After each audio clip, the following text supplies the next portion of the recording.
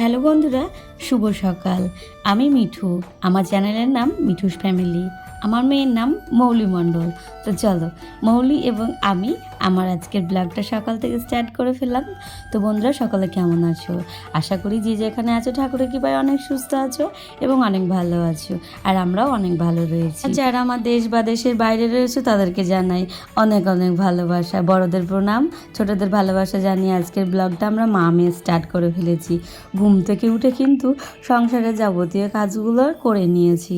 মেয়েদের কিন্তু সংসারের কাজ বলতে প্রচুর কাজ। মেয়েরা কিন্তু ঘরে যে হাউস ওয়াইফ থাকে তারা কিন্তু সারাক্ষণ কিন্তু বসে বা শুয়ে টাইম কাটায় না। তারা হয়তো সংসারে এক লাগাতার খেটে যায়, কিন্তু তাদের মূল্যটা একটু কমই থাকে। তো চলো, এদিকে আমার ফুল পাড়াটা হয়ে গেছে। তারপরে চলো, এই যে দেখতেই পাচ্ছ আমি চলে এসেছি পেঁপে গাছের গোড়ায়।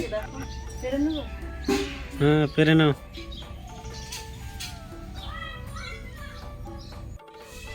দেখো, পাকা পেঁপে, গাছ পাকা পেঁপে, একদম গাছ পাকা পেঁপে। তো অনেকদিন থেকে ওয়েট করছিলাম যে কবে পাকবে পেঁপেটা, কবে পাকবে। ফাইনালি পেকেছে। তো চলো এটাকে কাটা যাক এবং এটার বিছনটা আমি রেখে দেবো যত্ন করে। দেখছি এত পাকা পেকে গেছে, এই যে লাল হয়ে গেছে। আর এই বিছনটাকে হচ্ছে আবার চারা করব। তো এগুলো হচ্ছে সেই চারারই গাছ। এই যে এটাও রয়েছে চারার গাছ। তো এটাতে তোমার পেঁপে মানে টিকছে না, কেন কি জানি কি হয়েছে। যাই হোক, এটাকেও পাকাবো, এটা পাকবে, তারপরে হচ্ছে বিছনটা ওটারও নেব। যাই হোক, চলো, এত বড় একটা পেঁপে ভাঙলাম।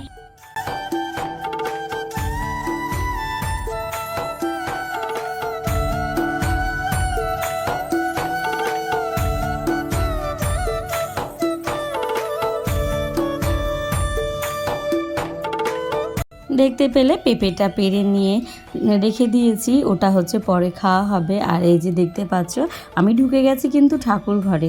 সকালবেলায় স্নান করে ঠাকুর ঘরে না ঢুকলে কিন্তু আমার জন্য মনে হয় কোনো কাজটাই একদম এগোতে চায় না। তো সেই জন্য আমি যেটা করলাম সেটা হচ্ছে ঠাকুর ঘরে আগে ঠাকুরটা দিয়ে নিচ্ছি। আর এদিকে মেয়ে কিন্তু পড়তে বসে গেছে, দেখতেই পাচ্ছ যে যার আপন আপন কাজ করছে। এইদিকে আমি কিন্তু ঠাকুর পুজো দিচ্ছি, মেয়ে কিন্তু পড়াশোনা করছে, আর তোমাদের দাদাভাই কিন্তু ব্লগিং করছে।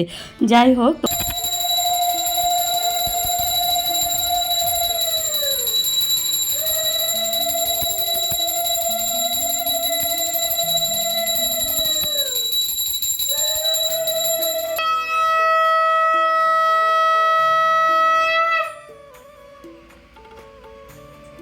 এদিকে কিন্তু আমার ঠাকুরের ভোগ লাগানোটা কমপ্লিট হয়ে গেছে।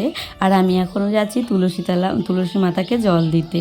তুলসী মাতাকে জল দিয়ে আসার পর ঠাকুর ঘরে ঠাকুর পর্দা দিয়ে তারপরে কিন্তু আবার আমাকে রান্নাবান্নায় ঢুকতে হবে। আর আজকে হচ্ছে সংক্রান্তি, বৈশাখ মাসের শেষ দিন। আর আজকে রয়েছে একটা হরিবাসর। তো সেখানে আমরা যাব। আমাদেরই পাশের বাড়ি এক কাকির বাড়ি। তো সেটাও তোমাদের পুরো ব্লগে শেয়ার করতে থাকবো, তোমরা পুরো ব্লগটা স্কিপ না করে দেখো। হ্যাঁ বন্ধুরা, আজকে আমার ব্লগে যারা নতুন বন্ধু রয়েছে তাদেরকে বলছি আমার চ্যানেলটা প্লিজ সাবস্ক্রাইব করে দিও, পাশে থাকা বেল আইকনটা প্রেস করে দিও, তাহলে নোটিফিকেশনগুলো তোমাদের কাছে চলে যাব। হ্যাঁ, আর আমার যারা আগের বন্ধু রয়েছে যারা এই কাজটি করে রেখেছো তাদেরকে জানাই অসংখ্য ধন্যবাদ এবং নিজের মূল্যবান সময়টুকু আমার ভিডিওতে দেওয়ার জন্য অনেক অনেক ভালোবাসা। সকাল সকাল অনেক বড় কাজটা সেরে ফেলেছি। এরপরে যে বড় কাজটা রয়েছে সেটা হচ্ছে রান্না বান্না এবং সংসার গুছিয়ে রাখা। ঘড়ির কাঁটায় ওই 8:30 মতো বাজে, আর এখনও পর্যন্ত একটুও জল খাইনি। আগে বিছানাটা পরিষ্কার করে নেব, তারপরে কিন্তু আমি জল এবং একটু মুড়ি খাবো।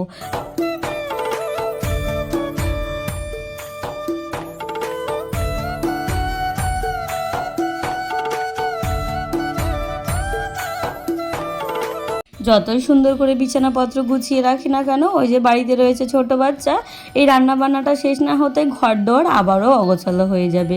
তাই সেই জন্য বলছি, যাদের বাচ্চা রয়েছে তারা কিন্তু মাথা গরম করে বাচ্চাদের কিন্তু বকবে না এবং মারবে না, যে বিছানাপত্র গুছানোর জন্য, খেলাপাতি ছড়িয়ে ছিটিয়ে রাখার জন্য।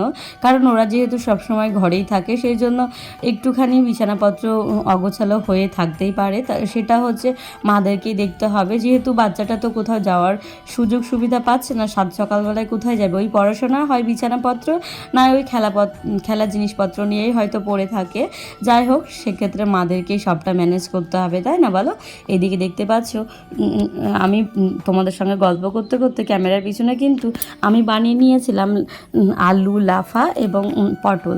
তো যাই হোক, এটাকে হচ্ছে লাল লাল করে ভেজে নেব। আর আজকের মেনুতে রয়েছে ডাল, শাক এবং আলু পটল ভাজা এবং ডিম অমলেট। আজকে সেটাই শেয়ার করব। আর চলো তোমাদের সঙ্গে কিছু ট্রিক শেয়ার করি। এই যে যখন হামল দিস্তায় তোমরা এরকমভাবে রসুন বা আদা ছেঁচবে না, তো হামল দিস্তার নিচে একটা যদি কাপড় দিয়ে দাও, তাহলে কিন্তু তোমাদের যে মার্বেল বা টাইলস বসানো থাকবে সেটা কিন্তু ক্ষতি হবে না। আমি কিন্তু ওইভাবেই ব্যবহার করি, তোমরাও এরকমভাবে ট্রাই করে থাকো, তোমাদেরও কিন্তু অনেক সুবিধা হবে আর আওয়াজটাও কম হবে। এদিকে দেখতে পাচ্ছ আমি আলু পটল ভাজাটা কিন্তু ভেজে নিয়েছি, তারপরে কিন্তু এই যে টক ডালটা রান্না করে নিলাম। আর এই ডালটা এখন গরমে খেতে না খুব ভালো লাগছে, জানো তো। ডাল আর আলু সেদ্ধ হলে মনে হয় আর কোনো কিছুর দিকে যাব না। আমার তো প্রিয় খাবার। তোমাদের কেমন লাগে ডাল আলু সেদ্ধ অবশ্যই কমেন্ট করো। এই যে আমাদের আজকে বাড়ির হাঁসের ডিমগুলো হচ্ছে অমলেট করব। ডিমগুলো না এখন এই গরমের সময় বেশি দিন মানে রাখা যাচ্ছে না, জানো তো। সেই জন্য যতটুকু পারছি তাড়াতাড়ি করে ডিমগুলো খেয়ে ফুরিয়ে দিচ্ছি। আর এই যে মুচমুচে ও লাল লাল করে ডিম অমলেট।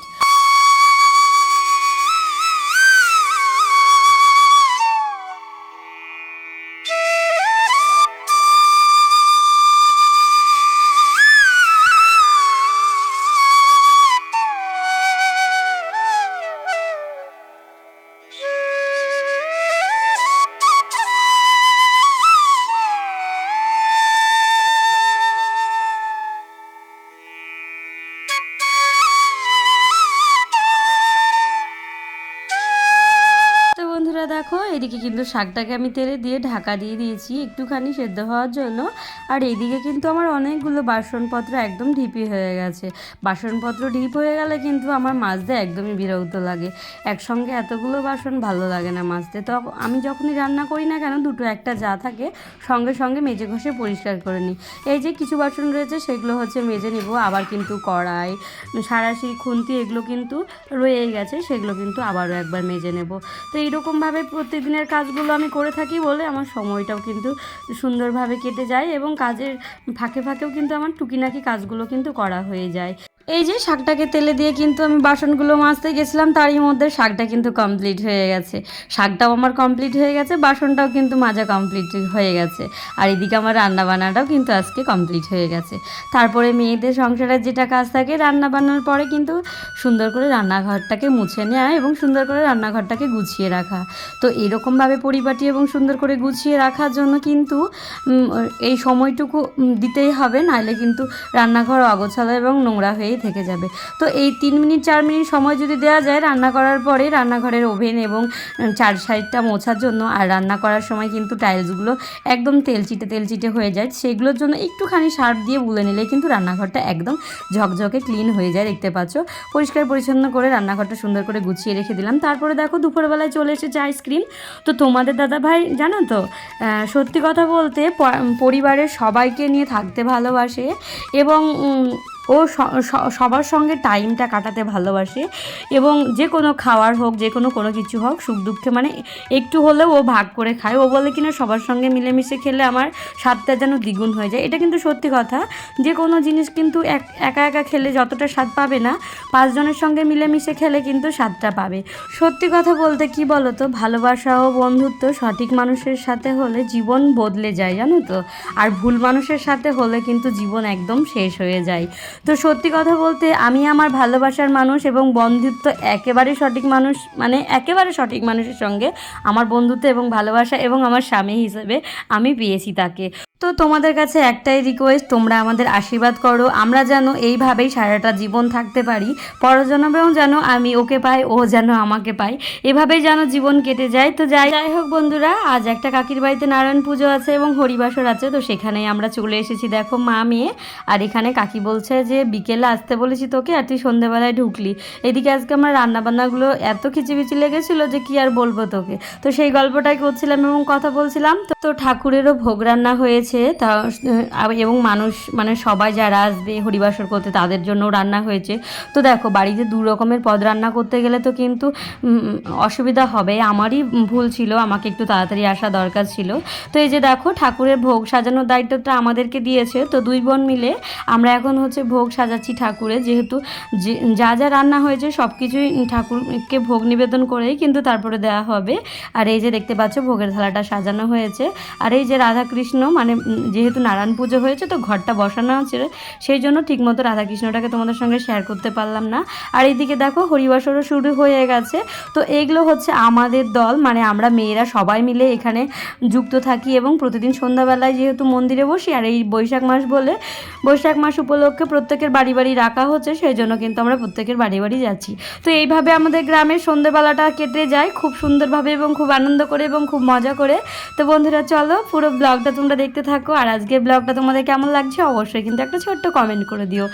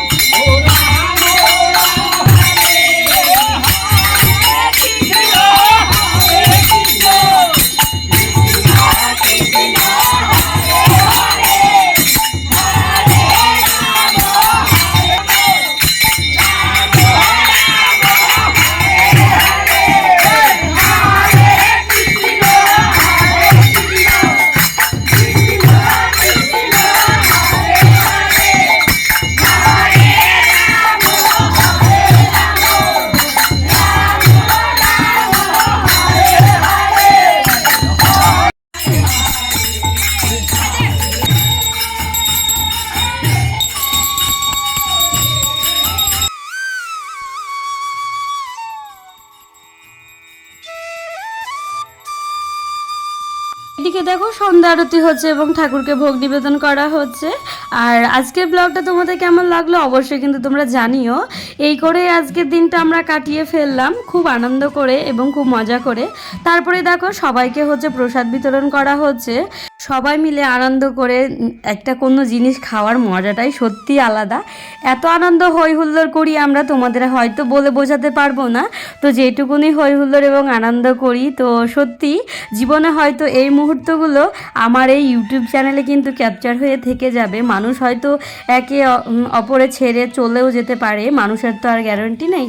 আজ আছে যে সে হয়তো কাল নাও থাকতে পারে। যাই হোক আজকের ব্লগটা এই পর্যন্তই। তো বন্ধুরা সকলে ভালো থেকো, সুস্থ থেকো।